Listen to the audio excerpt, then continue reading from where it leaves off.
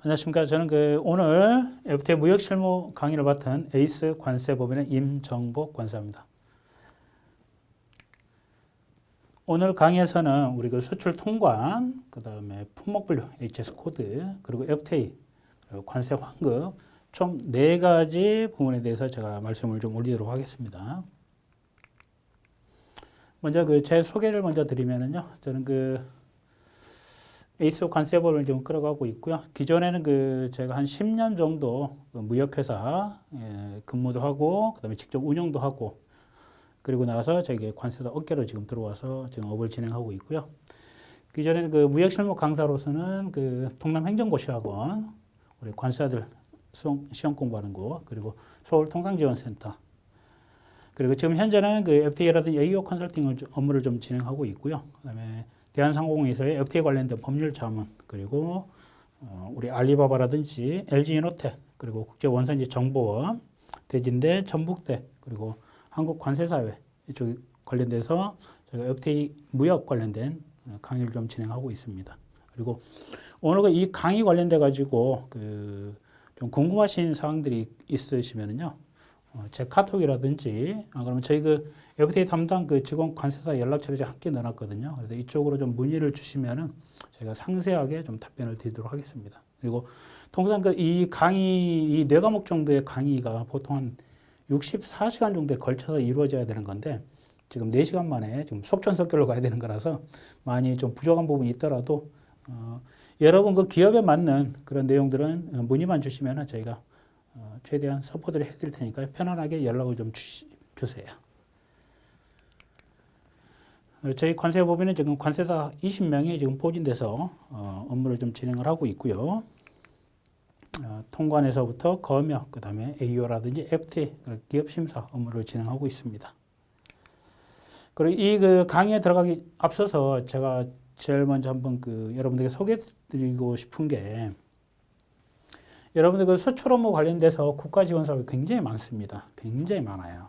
그래서 어떤 수출 업무를 한다고 가정을 했을 때 제일 먼저 어떤 전시회도 나가셔야 될 거고 바이어도 찾으셔야 될 거고 그다음에 내가 수출하고자 하는 물품이 해외에서 수입 통관 요건이 걸려 있는지 그리고 이 제품에 대한 홍보, 동영상도 제작이 필요하실 거고 때로는 홈페이지 그리고 바이어들하고의 어떤 계약서 작성이라든지 또 결제 조건에 있어서 LC에 대한 정합성 검토, 그리고 우리 직원분들에 대한 무역 실무라든지 FTA 교육, 그리고 수출이 준비가 되고 나면은 이 제품에 대한 FTA 원산지 판정, 그리고 인증습자 취득, 원산지 증명서 발급, 때로는 FTA 원산지 관리 시스템 자체를 구축한다든지, 그러면은 여러분들 기업에 맞는 FTA 활용 메뉴를 작성한다든지, 그리고 많이 요청하시는 부분 중 하나가 이 규격 인증이에요. 해외 인증. 그래서 제가 수출하고자 하는 물품에 대한 중국에서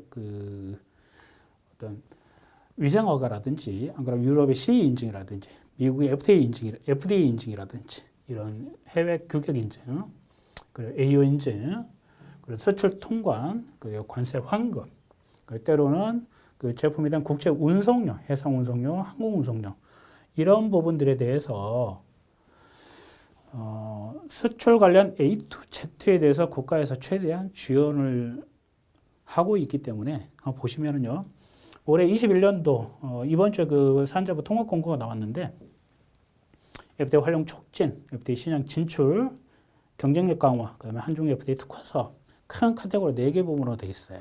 그래서 여기서 지원하는 사업들을 보시면은 그게 OK FTA 컨설팅, 무역협회, 그리고 원산지 확인서 제3자 확인, 그다음에 수출 바우처, 그다음에 요즘 관심이 많은 전자상거래 진출 지원 이런 부분들에 대한 지원 사업이 있습니다. 그리고 추가로 제가 좀 더 적극적으로 권해드리고 싶은 게 이 수출 바우처예요.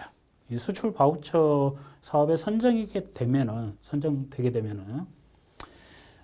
여러분들의 수출의 A to Z의 어떤 부문이든 여러분들이 마음대로 갖다 쓰실 수 있는 굉장히 좋은 제도예요. 그래서 이 사업은 올해는 이미 올 초 거는 이미 마감이 됐고요.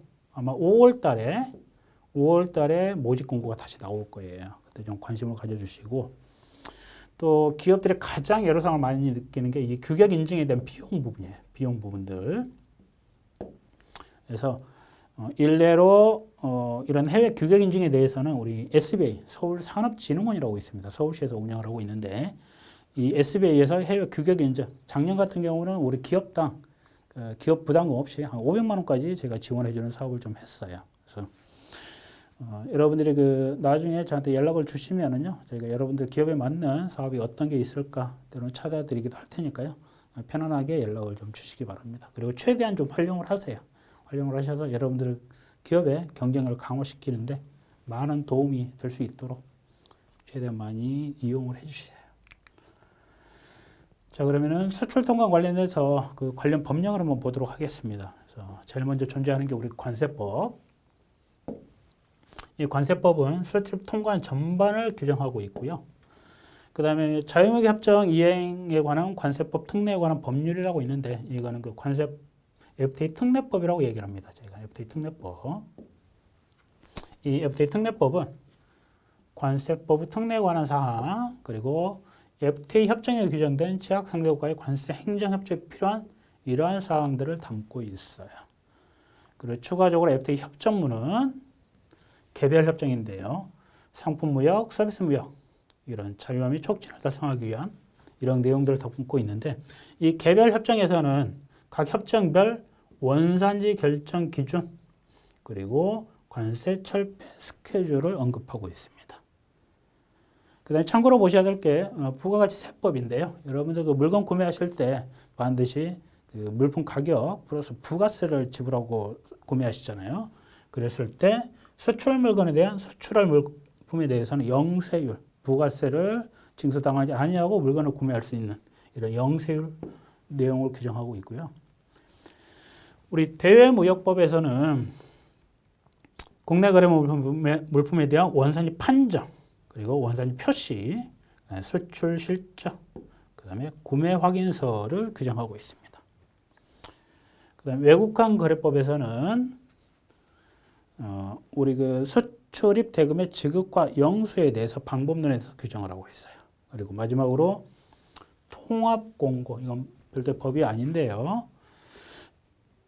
저희가 수출입하실 때 관련된 법령이 약 60여 개가 있는데요. 수출입자분들 입장에서 그 모든 법령이 내 물건이 어디에 해당되는지 찾기가 굉장히 힘들어요. 그래서 수출입과 관련된 해당 각 법령의 조항들을 발췌해서 우리 산자부 장관이 공고를 해놓은 거예요. 그 공고 내용에 대해서는 우리 세관장이 수출입 통관 단계에서 이행 여부를 확인할 수 있도록 이런 게 통합공고. 통합공고 예시를 보시면은요, 우리 화장품법, 식품위생법, 가축질병 예방법, 전파법, 폐기물 관리법 이런 법들이 존재해요. 그래서 이걸 보여드린 이유는 우리나라로 수입되는 물건에 대해서 반드시 이행해야 될 법령 이걸 쭉 모아놓고 있는데 저희 입장에서는 수출하시기 전에 상대 국가야. 상대국에서 수입 통것이 반드시 사전에 등록되어 있는지 요건을 살펴보셔야 된다는 거예요.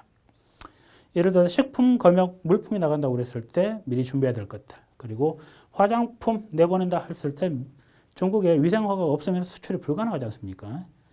제가 1월 달에 저희 이태리에 계신 저희 아시는 분한테 제가 마스크를 좀 선물로 좀 보내드렸는데 유럽 쪽은 그 C 인증 마크 자체가 없으면은 그 통관 자체가 안 돼요. 그래서 미리 사전에 어떤 인증이 필요하냐라는 걸 미리 꼼꼼히 확인하셔야 됩니다.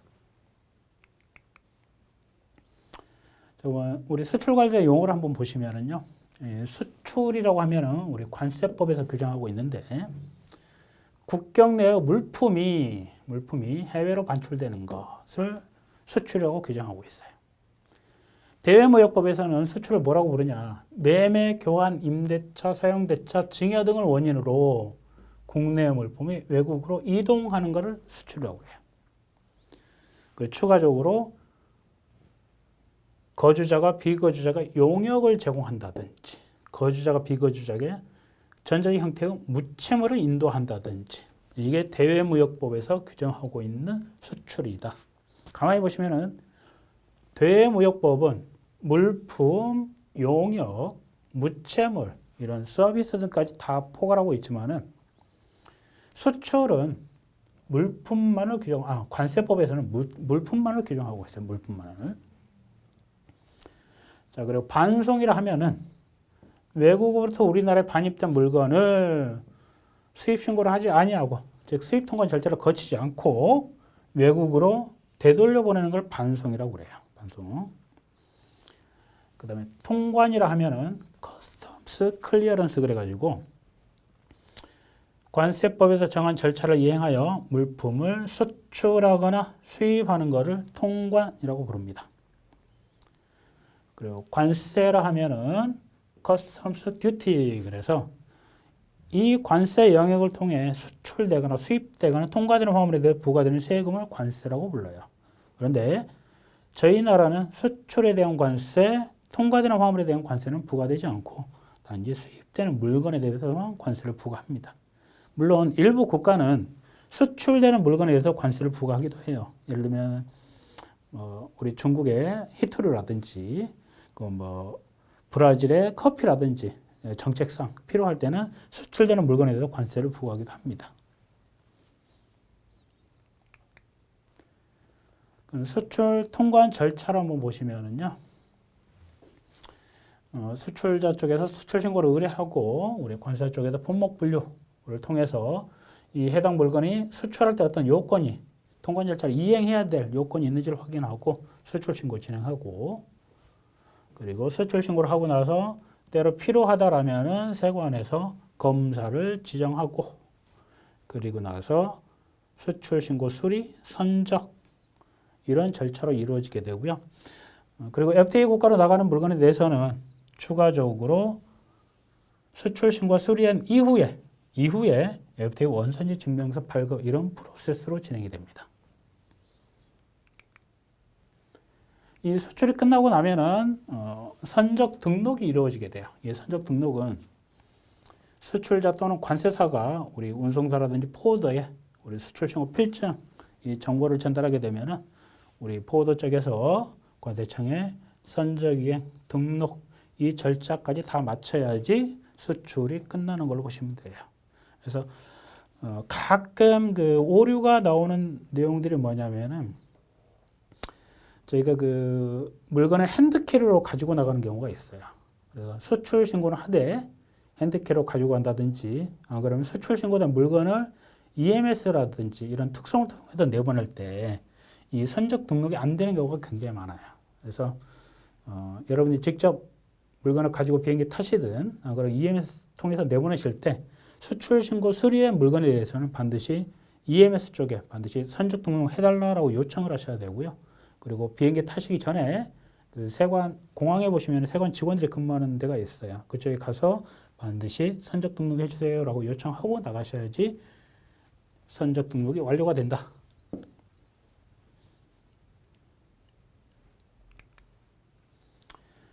여러분들이 그 수출하실 때 유의사항을 제가 몇 가지 말씀을 드리면요. 이 그 프로세스 자체는 어느 게 앞서냐 뒤서냐는 뭐 큰 의미는 없고요.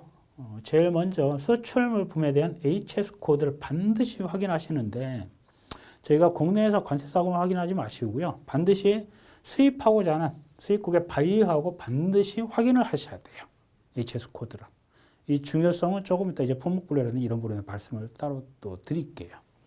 그리고 또 하나 수출 물품이 FTA 원산지 결정 기준을 충족하는지를 확인하셔야 됩니다. 왜 그러냐? 이 원산지 결정기를 충족해서 원산지점에서 발급할 수 있느냐 없느냐에 따라서 상대국에서 관세가 몇 프로가 발생할 거냐가 결정이 되거든요. 결국 여러분들 가격 협상에 영향을 미친다는 얘기예요. 이 자체가. 그리고 수입국의 관세율을 확인하셔야 되고요. 그래서 만약 관세율 자체가 처음부터 0%라면은 더 이상 FTA라든지 이런 업무는 하실 필요가 없죠. 그리고 가장 중요한 것 중에 하나, 수입국의 통관 요건을 사전에 확인하셔야 됩니다. 사전에. 그래서 식품이라면은 식품 때로는 수출 검역증이 필요할 때가 있어요. 예를 들어서 축산물 가공품이다 그러면 우리 그 BSE 미감염 증명서가 필요한다든지, 그리고 마스크는 유럽에 나가는 거는 반드시 CE 인증을 받으셔야 돼요. CE 인증. 그리고 화장품 같은 경우는 중국의 위생 허가를 받지 않으면은 수출 자체가 안 됩니다. 그래서 이런 그 계약 여부와 관계없이 반드시 수입국에 통관 요건이 존재하는지를 먼저 판단하셔야 됩니다. 그리고 가격 조건에 있어서는 우리 그 흔히 많이 쓰는 FOB도 있고 CIF도 있지만 특히 DDP 조건에서 굉장히 조심하셔야 돼요. 그래서 지금은 그 FTA가 워낙 그 활성화되어 있기 때문에 수입자 입장에서 수출자에게 자기한테 인도하는 장소까지 들어가는 모든 비용을 수출자 네가 부담하는 조건으로 계약을 하자라고 오는 경우가 굉장히 많아요. 왜? 수입자 입장에서는 수출자가 그 FTA 원산지 증명서를 발급해 줄 수 있느냐 없느냐에 따라서 관세 차이가 나지 않습니까? 관세 차이. 그래서 FTA 원산지 판정 관리의 모든 리스크를 수출자에게 떠넘기는 거예요. 그리고 또 하나는 수입 통관 단계에서 수입국 세관에서 어떤 그 검사 절차라든지 이런 게 이행되게 되면은 그만큼 통관 절차가 지연되게 되고 그에 따른 물류비용 자체가 굉장히 많이 늘어나게 돼요.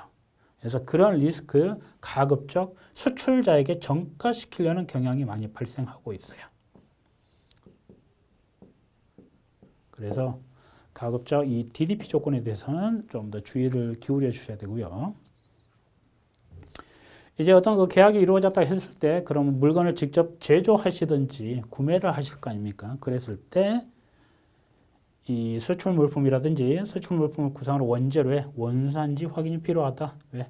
원산지 판정 때문에, 원산지 증명서 발급 때문에 그래요. 그리고 저희가 구매를 한다고 그랬을 때 저희한테 공급하는 공급업체가 과연 원산지 확인서를 발급해 줄 수 있느냐? 그리고 그 물건이 한국산으로 판정이 되는지를 판단하셔야 된다는 거예요. 그리고 선적 스케줄 확인, 예약. 특히나 중요한 거는 우리 그 수출하는 하고자 하는 물품이 위험물에 해당이 되느냐를 판단하셔야 돼요. 위험물. 특히 그 배터리라든지 이런 발화성이 있는 물건들. 이거는 그 때로는 비행기에 못 실립니다. 못 실려요.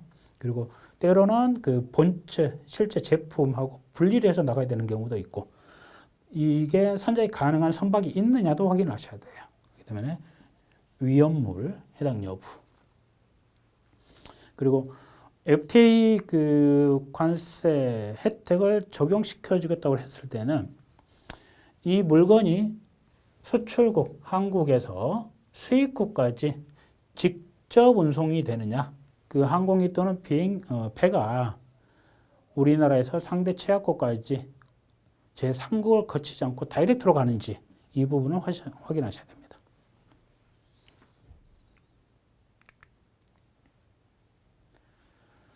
추가적으로 인보이스를 패킹해서 작성하시면서 수출 통관 단계에서 어떤 요건 확인이 존재하느냐, 때로는 어떤 일부 아이템들은 우리 전략물자로 지정이 돼서요. 실제로는 전략물자가 아니다 하더라도 전략물자가 맞느냐 아니냐 이런 전략물자 판정을 해서 세관에 제출해야지만 수출 통관이 되는 아이템들이 있어요. 예를 들어서 테니스 라켓, 탄소섬유라든지 이런 것들은 전략물자에 사용될 개연성이 굉장히 높거든요. 그래서 그 물건은 전략물자가 아니다라는 자가 판정을 하셔가지고 이 서류를 세관에 제출하셔야지만 수출 통관이 가능하다.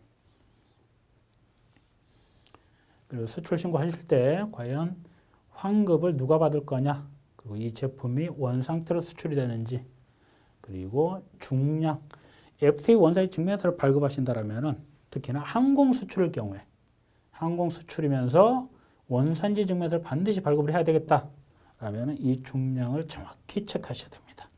왜 그러냐면은 수출 신고 필증에 있는 중량, 그리고 실제 제품에 대한 중량, 그리고 BL에 즉 항공화물 운송장에 찍힌 중량의 차이가 생기게 되면은 수입국에서 FTA 원산지 증명서를 인정을 안 합니다. 그렇기 때문에 항공 수출인 경우에 반드시 중량 체크.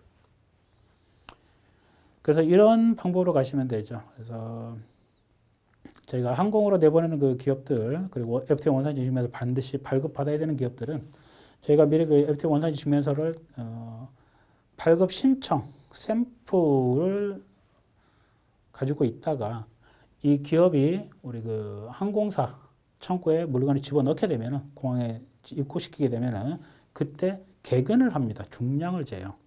그 중량이 확정되고 나면은 저희 관세 쪽에 통보가 오면은 저희가 그 중량에 맞춰서 수출 신고 전송하고 바로 FTA 원산지 증명서 발급을 신청을 해요. 그래서 이런 식으로 가야 됩니다. 왜 그러냐면은 비행기로 가게 되면은 그 당일날, 안 그래도 그 다음날 바로 상대국에 물건이 도착하잖아요. 그리고 FTA 원산지 증명서도 동시에 가져야지 상대국에서 FTA 혜택이 주어지기 때문에 이 중량 부분, 그래서 원산지 증명서 바뀌면 안 된다라는 거예요. 그리고 원산지 증명서 발급하실 때 수출 신고된 내용, 품명, 그리고 원산지 증명서상의 품명 내용이 정확히 일치돼야 됩니다. 그리고 BL을 발행하실 때는 오리지널 BL 발행하기 전에 반드시 보호더한테 체크비를 받아서 실제 틀린 부분이 없는지 좀 확인을 하셔야 되고요. 그리고 대금 수령하실 때 TT 같은 경우는 가급적 성금을 좀 수령하고 진행을 하세요. 성금을.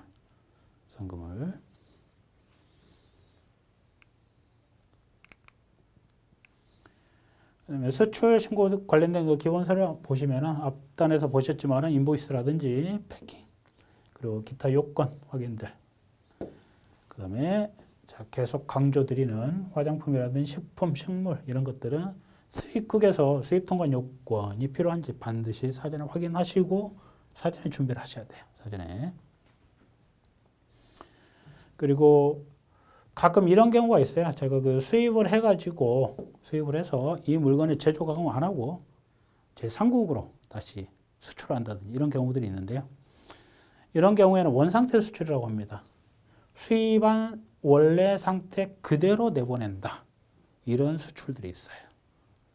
그리고 수입했던 물건이 위약, 약속에 위배된 물품이 들어왔다. 그럼 다시 내보내셔야 될 거 아니에요. 이런 위약 수출들이 있는데 이런 위약 수출일 경우에는 반송 확인 서류라든지 물품 검수증 이런 걸 사전에 좀 준비를 하셔야 돼요.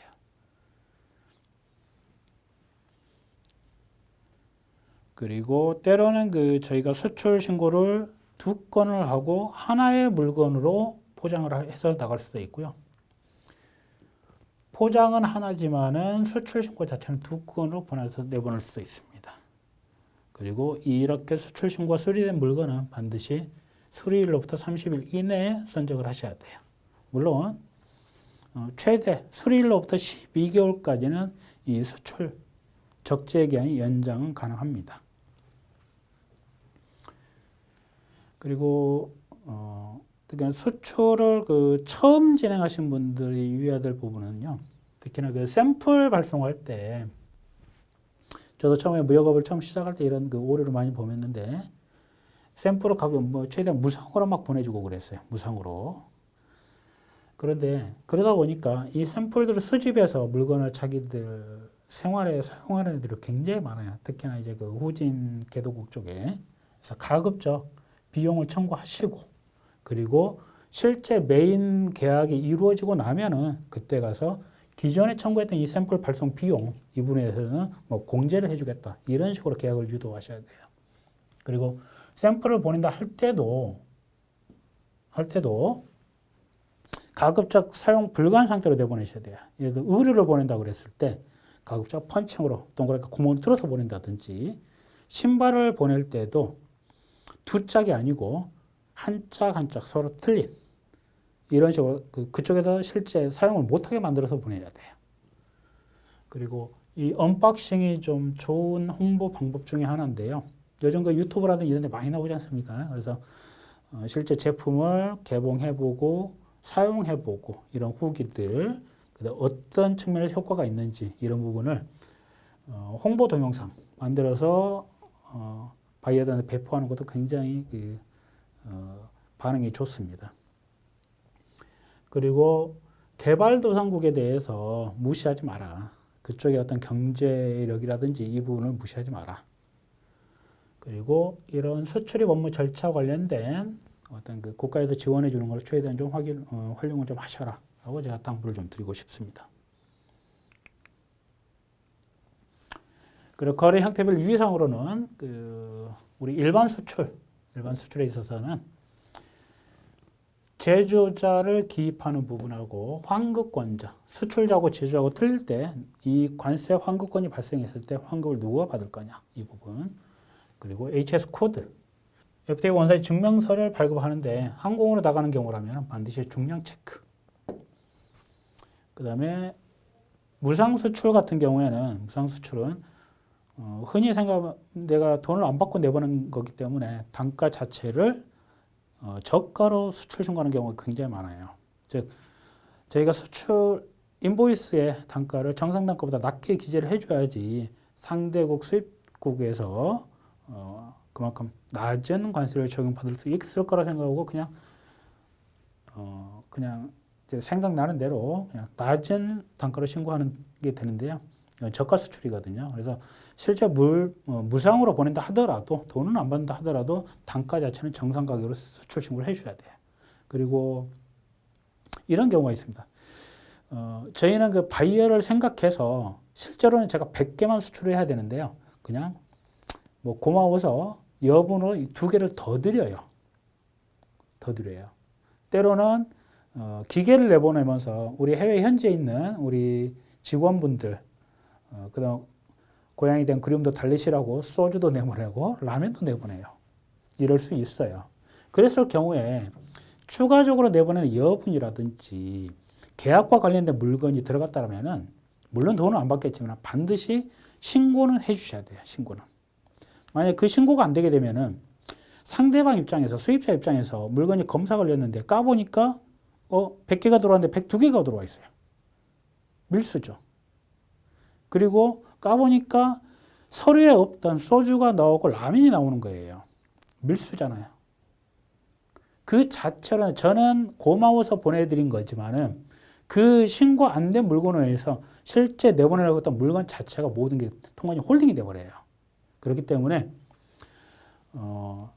이게 여분으로 보내든 선물로 보내든 뭐든 추가적으로 내보내는 거에 대해서는 반드시 정상적으로 신고를 하고 반드시 신고를 해달라는 거예요. 그리고 위약 물품, 제가 수입하려고 했던 물건하고 틀린 물건이 들어왔다 이랬을 때 다시 바이어에게 반송을 해드려야 될 거 아니에요. 그랬을 때 보세구역 반입하고 나서 반드시 수출 신고를 해야 된다. 그래야 수입 통화를 할 때 냈던 관세를 환급받으실 수가 있어요. 그리고 이때 수출 신고를 할 때 반드시 수입 신고 필증상의 품명, 인보이스, 수출 신고 필증상의 품명이 정확히 다 일치를 해야 됩니다. 일치를 해야 돼요. 그리고 원상태 수출이다. 그래서 제가 중국에서 수입을 해서 베트남에 수출을 한다.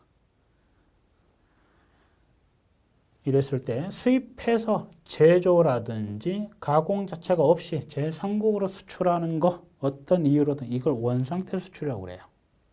그랬을 경우에는 반드시 수출 신고하기 전에 수입 신고 필증이라든지 분할 증명서 이 내용을 정확하게 수출 신고 필증하고 맞춰 주신 다음에 수출 신고를 하셔야 돼요.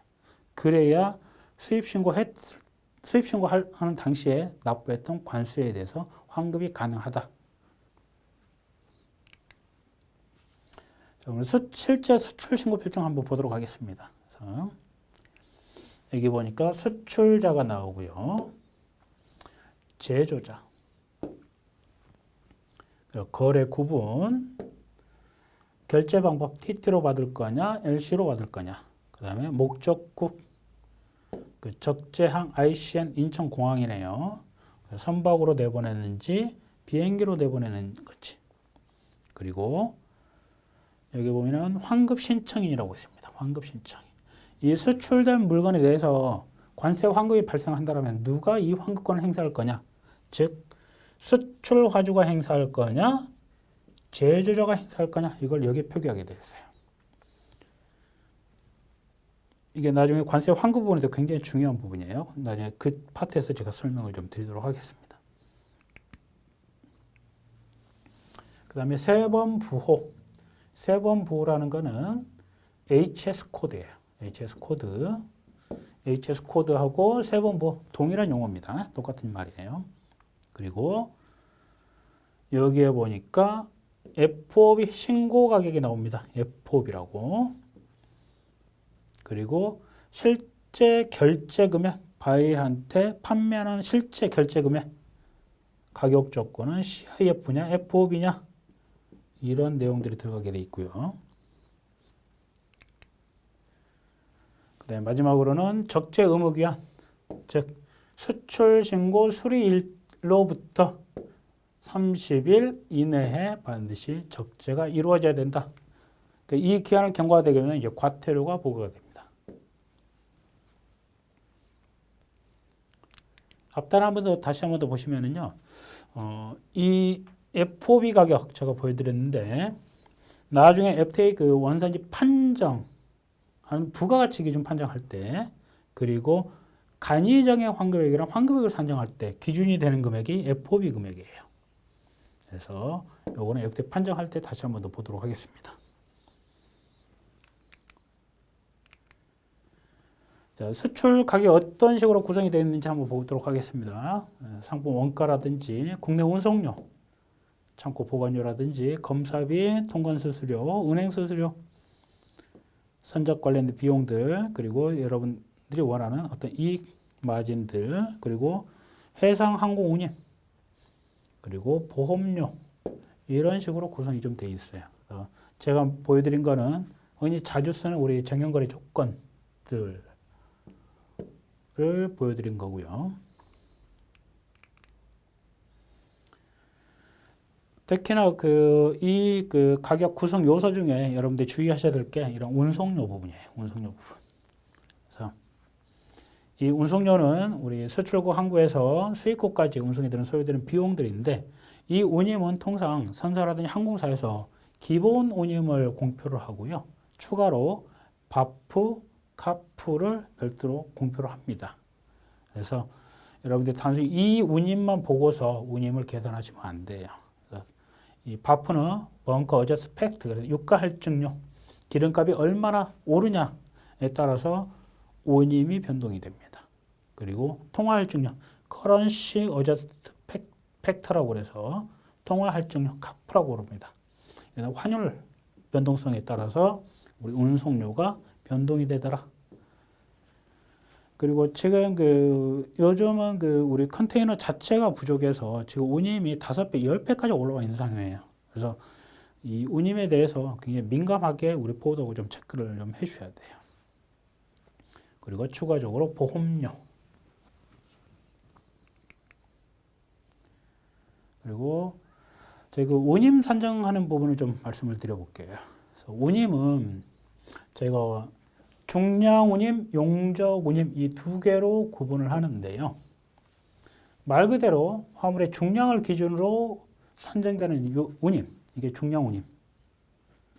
그 다음에 용적 운임이라고 하면은 화물의 부피를 기준으로 운임 요율표를 적용합니다.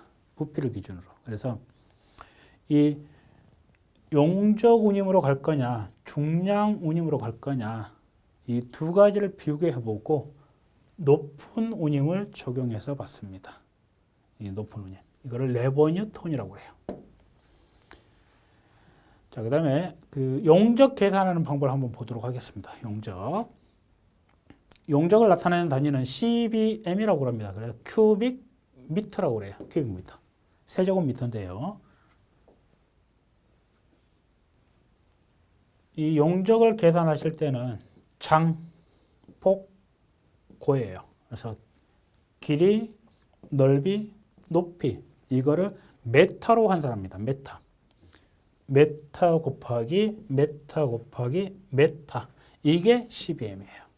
CBM. 그래서 예를 들어서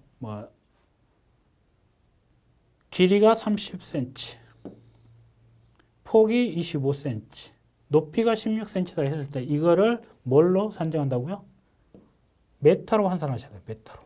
그래서 0.3m, 0.25m, 0.16m 이걸 곱한 값이 CBM이 나온다. 그래서 이 CBM 곱하기 이 포장 개수가 몇 개냐? 라고 하면은 여러분들 수출 물건에 대한 용적 CBM이 산정이 되는 거죠. 그래서 20피트 컨테이너다 그러면은 통상 한 33CBM 정도가 나와요. 33CBM. 그리고 실을 수 있는 중량으로는 한 21톤 정도. 21톤.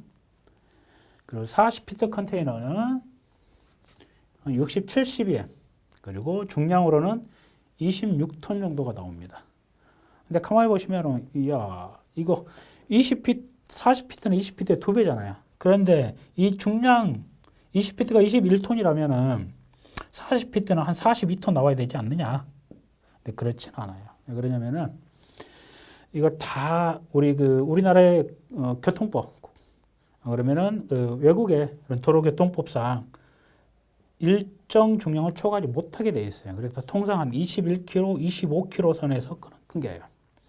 이 웨이트 카고 같은 경우 너무 무거우면 어떤 다리가 파손이 된다든지, 그럼 도로가 파손이 된다든지 이런 걸 방지하기 위해서 일정 부분 중량에 대해 제한을 하고 있다. 그래서 한 20피트는 한 21톤, 26톤. 그리고 이것도 각 나라마다 다르기 때문에 이거는 보도하고 반드시 미리 확인을 좀 하셔야 됩니다. 그리고 단순 계산으로 20피트면 33CM이 들어가냐? 그건 아니에요. 실제 싣고자 하는 물건의 박스 사이즈들을 보셔야 돼요. 박스 사이즈들. 이 사이즈를 보고 계산을 하면은 33CM까지 풀로 채우기는 많이 힘들어요. 그래서 미리 가로, 세로, 높이 이거를 사진을 확인하시고, 이 계산하는 방법은 여러분들 박스 사이즈를 가지고 계산하는 방법 인터넷에 그 CBM 계산하는 그 서식들이 있어요. 그쪽에 대입해 보시면 바로 나올 거예요. 자, 그러면 추가로 인코텀스에 대해서 한번 보도록 하겠습니다. 그래서 저희가 인코텀스 정형거래 조건이라고 하는데 가장 많이 쓰이는 우리 엑스웍, 그다음에 FCA, 그다음에 FOB, CFR, CIF, 그리고 DAP, DDP, DDU, DPU 이런 부분들이 이제 굉장히 많이 쓰이는데요. 엑스웍은 우리 셀러 입장에서 단순히 수출 포장만 해놓고 자기 창고에 적치만 해놓으면은 바이어가 알아서 바이어의 비용으로 끌고 가야 되는 게 엑스웍 조건이에요. 엑스웍 조건. 그리고 엑스웍 FCA는 모든 운송수단에 다 사용이 가능하다. 그리고 이 CPT부터 DDP까지도 마찬가지로 모든 운송수단에 다 활용이 가능하다. 그리고 여기 배와 관련된 용어들이 들어가 있는 거 있죠. Free alongside ship, 배죠, ship. Free on board, 갑판입니다. Cost freight, 그다음에 freight. 요 네 가지 조건은 해상 운송에서만 쓰이는 정형거래 조건이에요. 하지만은 실무에서는 이런 조건들도 다 항공 운송까지도 다 함께 겸용해서 쓰고 있어요. 그리고 FOB 같은 경우에는 우리 그 셀러가 수출국에 존재하는 항구에 있는 배 갑판까지 실리는데 들어가는 비용까지를 다 부담하는 게 FOB고, CFR은 이 FOB 조건에 더해서 셀러가 우리 수입국 항에 도착하는 데까지 들어가는 모든 비용을 부담하는 조건이고, CIF 조건은 CFR 조건에 추가로 I가 들어가 있죠. I, 보험, 인슈런스입니다. 보험까지 부보하는 조건. 그리고 DDP 조건은 앞단에서도 말씀드렸지만은 셀러가 도착지, 하역 비용, 도착지에서 통관에 관련된 모든 세금까지를 부담하는 조건이 DDP 조건이에요. 그래서 지금 FTA가 확장이 되면서 바이어들 쪽에서 DDP로 요구하는 조건들이 굉장히 많이 생겼어요. DDP로. 그리고 여기 보시면은 그 보험을 안 들어도 되는 조건들이 있습니다. 우리 셀러들이 보험을 안 들어도 되는 조건들이 있지만은 가급적 리스크를 고려하셔 가지고 우리 기업들의 리스크 해치 차원에서 보험을 드시는 게 좋아요.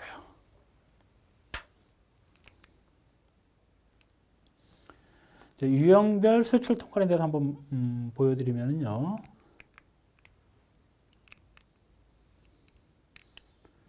이 부분은 우리 그 전자상거래하고 연결이 되기 때문에 제가 2강에서 말씀을 좀 드리도록 하겠습니다.